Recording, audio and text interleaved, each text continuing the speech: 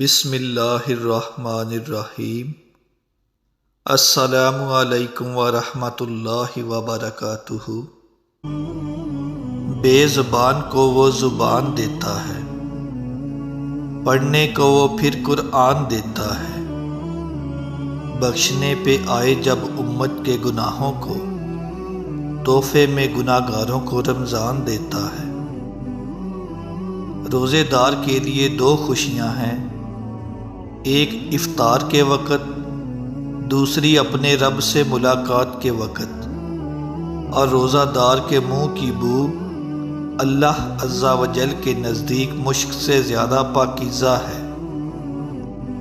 زندگی کو رمضان جیسا بنا لو تو موت عید جیسی ہوگی۔ 3 آدمیوں کی دعا رد نہیں کی جاتی، عادل حکمران کی، مظلوم کی اور روزہ دار کی، حتیٰ کہ روزہ افطار کر لے۔ رسول اللہ صلی اللہ علیہ وآلہ وسلم نے فرمایا، جس نے روزہ رکھ کر بھی بد زبانی اور جھوٹ نہ چھوڑا تو اللہ تعالیٰ کو اس کا کھانا پینا چھوڑ دینے کی کوئی ضرورت نہیں۔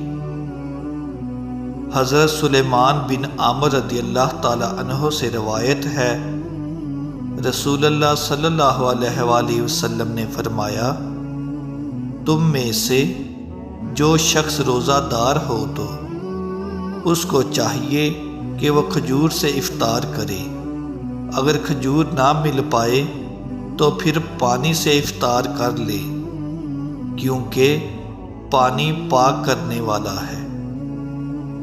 رسول اللہ صلی اللہ علیہ وآلہ وسلم نے فرمایا، جب رمضان کا مہینہ آتا ہے تو جنت کے دروازے کھول دیے جاتے ہیں اور شیاطین زنجیروں میں جکڑ دیے جاتے ہیں۔ رسول اللہ صلی اللہ علیہ وآلہ وسلم نے فرمایا، سحری کھایا کرو، کیونکہ سحری کھانے میں برکت ہے، اور یقیناً اللہ اور اس کے فرشتے سحری کھانے والوں پر درود بھیجتے ہیں۔